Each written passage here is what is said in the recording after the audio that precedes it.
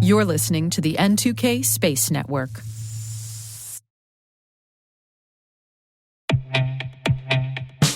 Krogel is AI built for the enterprise SOC, fully private, schema-free, and capable of running in sensitive, air-gapped environments. Krogel autonomously investigates thousands of alerts weekly, correlating insights across your tools without data leaving your perimeter. Designed for high availability across geographies, it delivers context-aware, auditable decisions aligned to your workflows. Krogel empowers analysts to act faster and focus on critical threats, replacing repetitive triage with intelligent automation to help your SOC operate at scale with precision and control. Learn more at krogel.com. That's CROGL.com.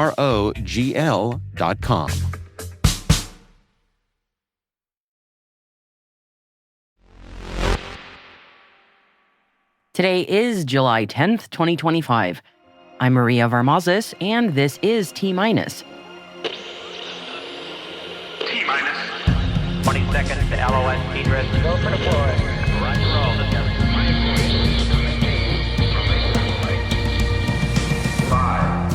NASA has awarded Advanced Space a follow-on Phase 2 cyber contract to develop design reference missions for CP&T capabilities that are compatible with NASA's LunaNet framework. 4. Northwood Space has tested its first production-ready phased array antenna system. 3. Australia's Gilmour Space and Japan's Space BD partner on rideshare opportunities. 2. Varda Space has raised $187 million in a Series C funding round. 1. U.S. President Donald Trump has named Transportation Secretary Sean Duffy as the interim head of NASA.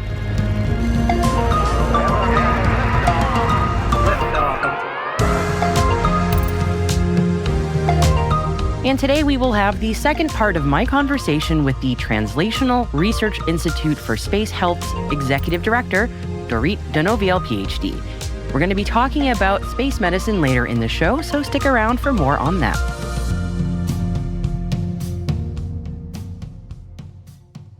Happy Thursday, everybody. Thank you for joining me. Let's dive into today's Intel briefing. We're kicking off with a new appointment at NASA. U.S. President Donald Trump has named Transportation Secretary Sean Duffy as the interim leader of the U.S. Space Agency. On a social media post, Trump said of Duffy, "He will be a fantastic leader of the ever more important space agency, even if only for a short period of time." The administration is yet to announce a nominee for the permanent role after withdrawing Jared Isaacman for consideration. Isaacman shared his thoughts on social media after Trump announced Duffy's new role. He said, "Short of a new nominee, this was a great move. NASA needs political leadership from someone the president trusts and has confidence in." And speaking of shakeups at NASA, at least 2,145 senior-ranking NASA employees are set to leave the space agency, according to documents obtained by Politico.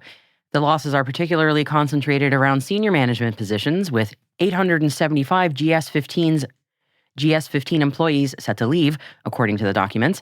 And for those like me who also don't speak U.S. federal government pay scales, GS-15 is basically the highest you can get on the base pay scale for U.S. civil service. The departures follow a proposed White House budget for 2026 that would slash NASA's funding by 25% and cut over 5,000 staff. And speaking of that budget, at the time of recording today's show, NASA's budget is being actively debated by the Senate Appropriations Committee. That's an important step in the budget approval process. And we will be bringing you updates on the outcome of any approvals once they have been confirmed. Moving on, Varda Space has raised $187 million in a Series C funding round.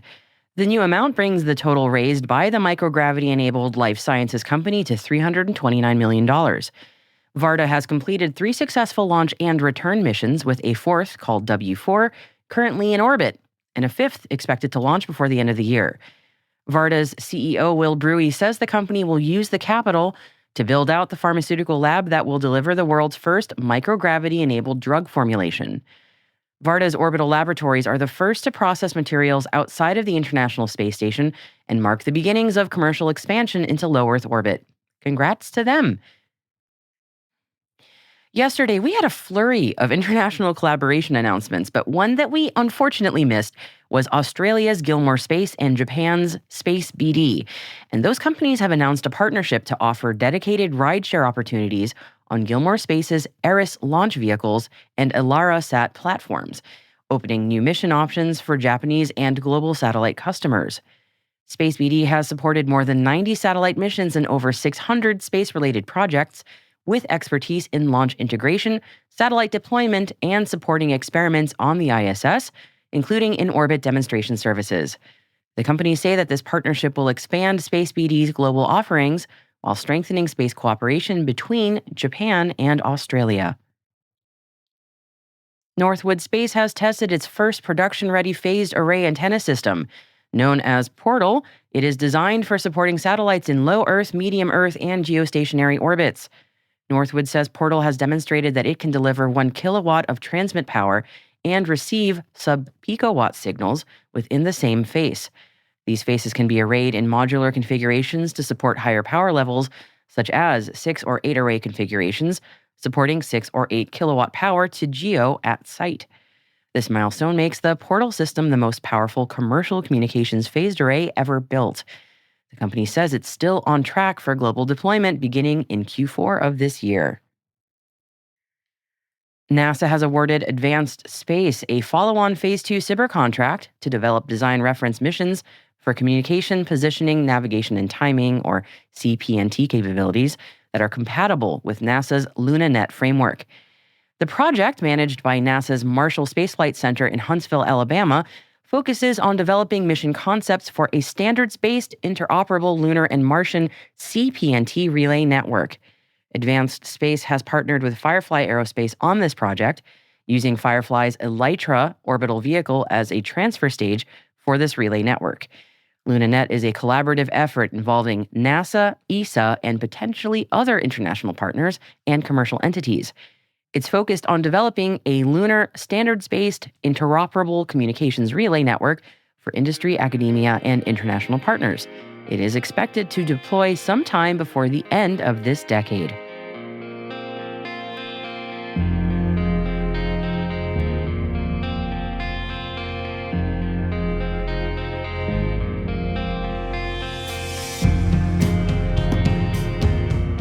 And that concludes our intelligence briefing for today. We will have more to come from my chat with Dorit and news on Lockheed Martin's bid to save NASA's Mars sample return program. But before we get to all of that, our producer Alice Carruth has more on the stories that didn't make today's top 5. Alice, what do you got?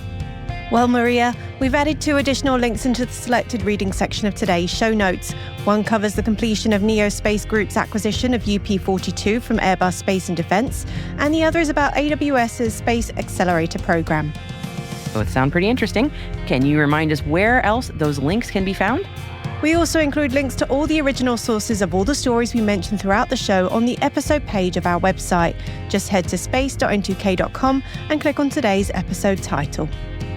Hi, T-Minus crew. If your business is looking to grow your voice in the industry, expand the reach of your thought leadership, or recruit talent, T-Minus can help.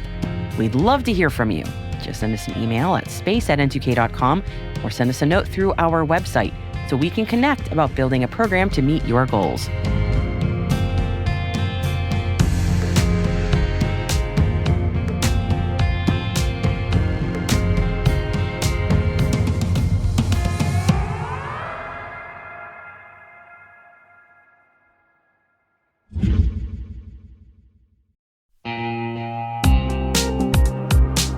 Hey everybody, Dave here.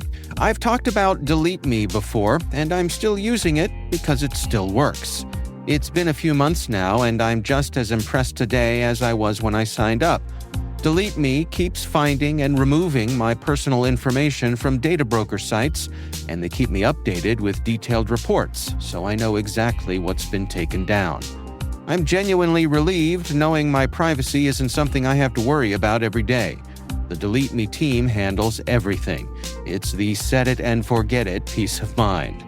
And it's not just for individuals. Delete Me also offers solutions for businesses, helping companies protect their employees' personal information and reduce exposure to social engineering and phishing threats. And right now, our listeners get a special deal, 20% off your Delete Me plan. Just go to joindeleteme.com/N2K and use promo code N2K at checkout. That's joindeleteme.com/N2K, code N2K.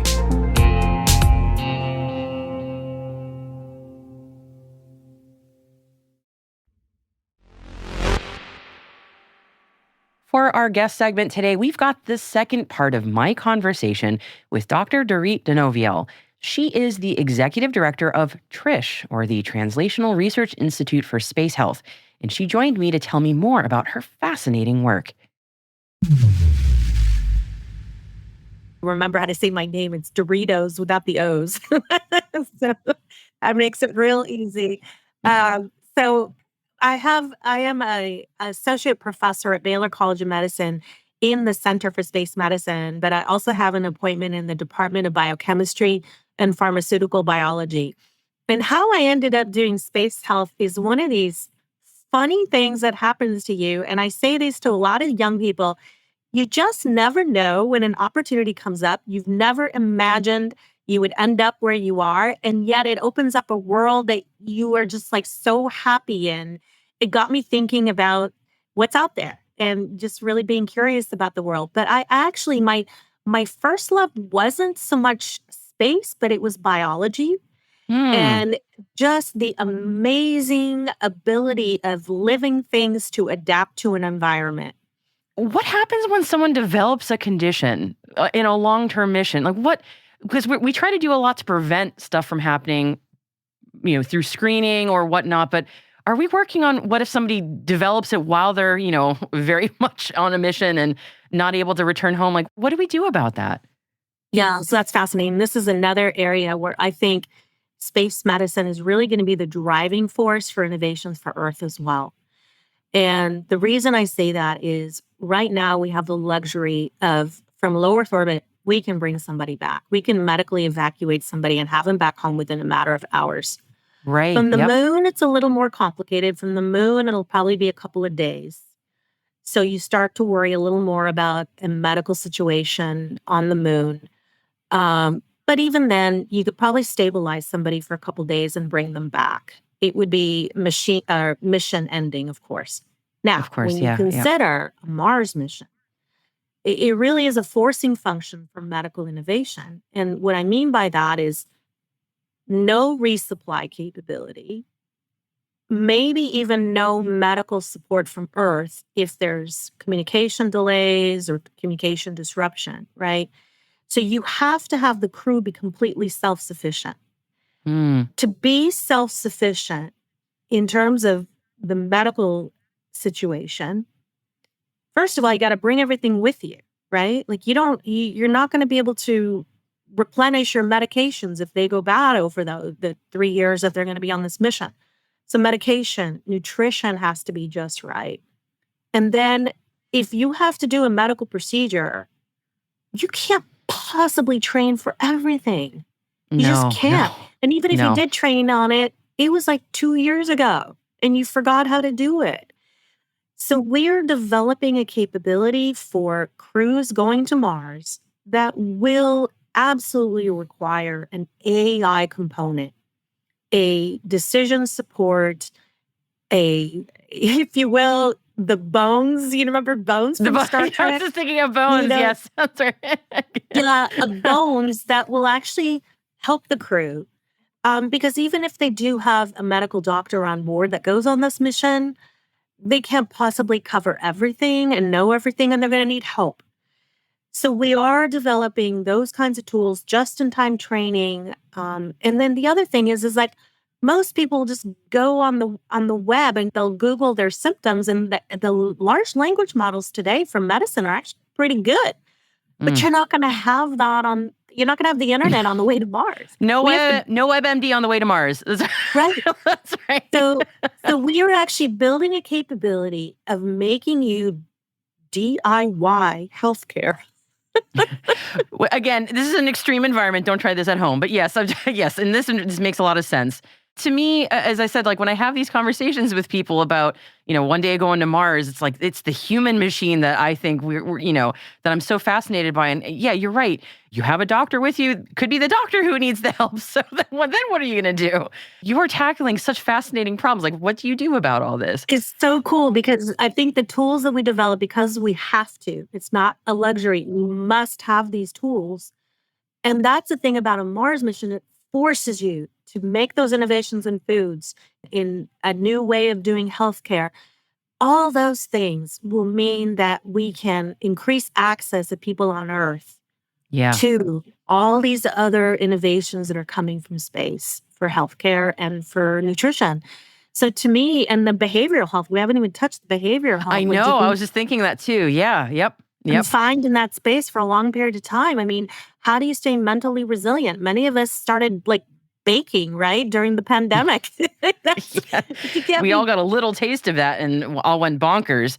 The mental resilience of crew without the creature comforts that we're all used to. What can one replicate? How does one increase resilience? I mean, this is, talk about the final frontier. I mean, to me, that getting very Trekkie, but that really is the big question also.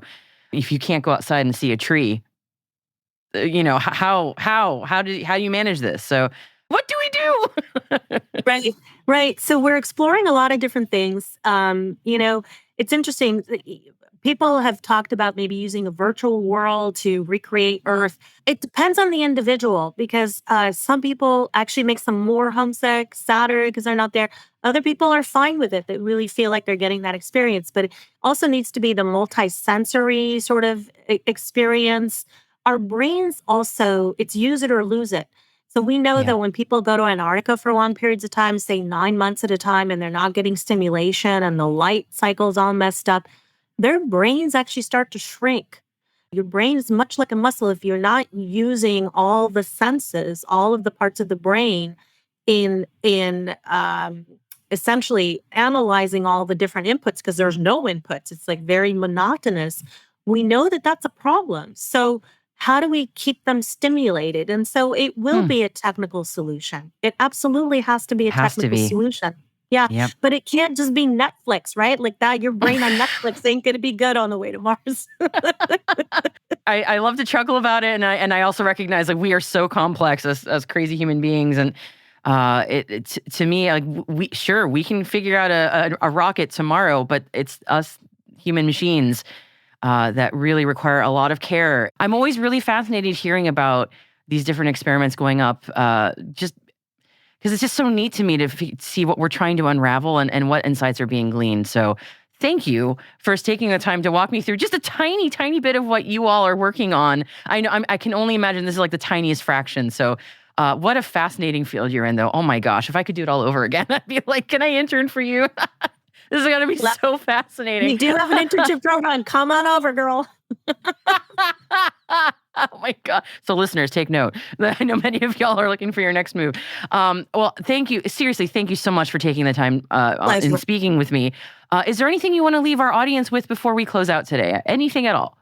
Yeah, the future is really interesting. The government is becoming just one player, and it's exciting because it opens up the possibility for so much more. And, the other thing I want to say is that people wonder, why bother sending humans to Mars when you can send robots? It's much cheaper and safer and all that. But the thing is that robots can't do everything. They get stuck.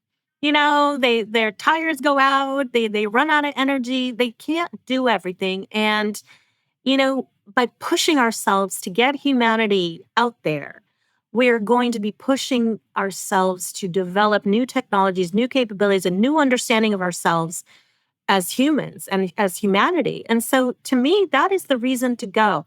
I don't know if your listeners know this, but the environmental movement for Earth began with that Earthrise picture that was taken off the moon, looking back from the moon back on Earth and going, oh my gosh, look at this beautiful, precious planet. We got to protect it. That perspective you cannot get from a robot. You have got to send humans to get the perspective of what we're about, our place in the universe, our place in the solar system. So that's why I'm working on making sure humans can go. It's beautiful. Thank you so much for sharing your expertise and your vision with me. I cannot tell you how much I enjoyed this chat. Thank you, Thank you so much. Me too. And a note that if you missed the first part of our conversation, we ran it on Tuesday's show, and that would be July 8th, 2025, if you want to go back and have a listen.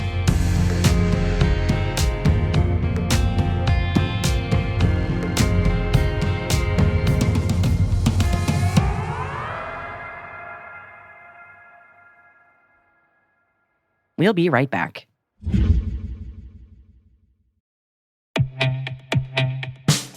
And now a word from our sponsor, SpyCloud. Identity is the new battleground, and attackers are exploiting stolen identities to infiltrate your organization. Traditional defenses can't keep up. SpyCloud's holistic identity threat protection helps security teams uncover and automatically remediate hidden exposures across your users, from breaches, malware, and phishing to neutralize identity-based threats like account takeover, fraud, and ransomware. Don't let invisible threats compromise your business. Get your free corporate darknet exposure report at spycloud.com/cyberwire and see what attackers already know. That's spycloud.com/cyberwire.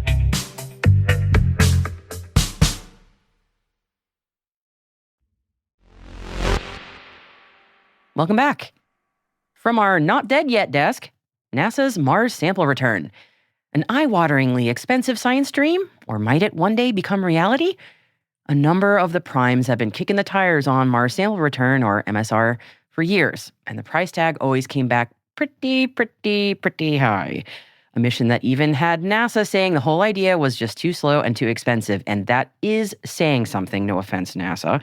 It's a hard sell in the best of times for NASA, but right now, especially, must I remind you of the proposed cuts from the White House desk? Even if those do not come to fruition, there just isn't a political appetite for a pure science mission costing nearly $10 billion right now. Even if that mission would be one for the history books for sure, as one of the most scientifically ambitious projects ever attempted.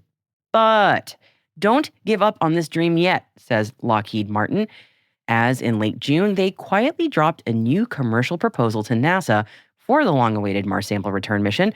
Drumroll, please, for the new potential price tag. Lockheed Martin is proposing a firm fixed-price offering for under $3 billion. Do the math. That is a third of NASA's current $9 billion cost estimate. In case it needs saying, the Perseverance rover has been and is still hard at work collecting those Martian surface samples, so those samples just need a ride back. Not a simple task, but still, the value of the knowledge gained is priceless. These tiny bits of Martian soil and rock could hold evidence of ancient life, or at least tell us whether life ever had a fighting chance on the red planet at all. And if we ever want to get humans to Mars, speaking of a fighting chance, yeah, I seem to recall some conversation about occupying Mars by some guy recently. We need those Martian soil samples back so we can help future explorers know where to build, what to avoid, and how to stay alive once they get there. Now, Lockheed says they've gained valuable insights from recent successful sample return missions that they've played a part in, including the asteroid sample return mission OSIRIS-REx that came back last year. In their experience building or operating 3 of NASA's current Mars orbiters, and Lockheed says they've got the juice. Flight heritage, baby. Their reduced price pitch says they can streamline operations and reduce mission complexity with a leaner lander, a smaller ascent vehicle, and a simplified Earth entry system. So, really, who knows? A price tag cut of a third sounds good on paper, but $3 billion is still a bit of a big bill. But if NASA is able to take Lockheed up on its offer, we might finally get our hands on that dusty red dirt and do it faster, cheaper, and smarter than before. And if not, well, China is working on their own MSR after all. Maybe they'll share?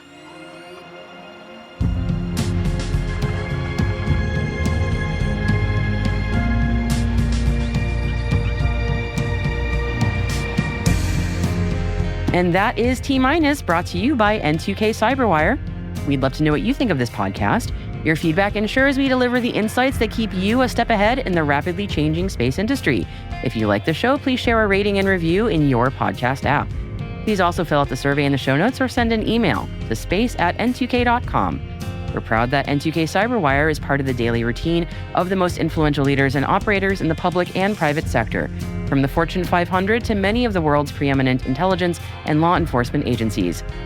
N2K helps space and cybersecurity professionals grow, learn, and stay informed.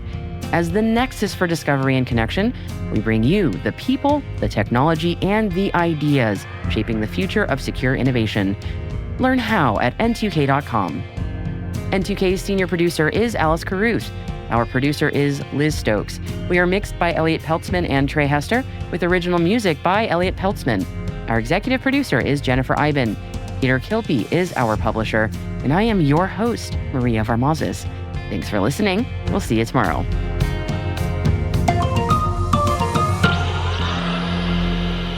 T-minus.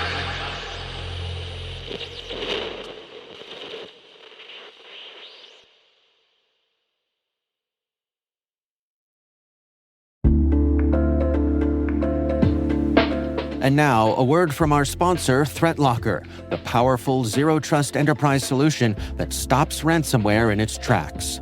Allow Listing is a deny-by-default software that makes application control simple and fast. Ring fencing is an application containment strategy, ensuring apps can only access the files, registry keys, network resources, and other applications they truly need to function. Shut out cybercriminals with world-class endpoint protection from ThreatLocker.